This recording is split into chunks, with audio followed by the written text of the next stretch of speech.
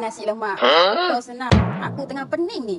Nak beli kereta diesel ke, nak beli kereta petrol ke, lagi-lagi sekarang ada kereta EV. Mana satu nak dibelikan? Tak tahu langsung. Oi, pening kepala otak aku. Nak fikirkan mendalah ni.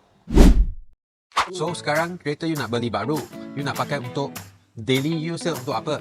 Okay, kereta you dari rumah pergi office ada lebih 50 km tak? Tak sampai juga. Kalau tak sampai 50 km tu, kira jalan dekat, tak payah pakai yang diesel. Sebab kereta diesel tu, dia ada torch untuk ada turbo. Bila itu torch, turbo rosak, you memperbaiki kos pun lagi tinggi. Okey, bos. Lagi sekarang, harga diesel pun sudah naik.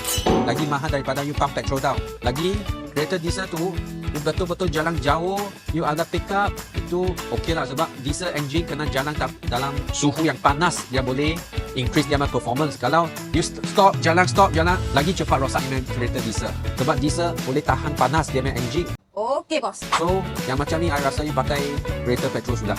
Okey, bos.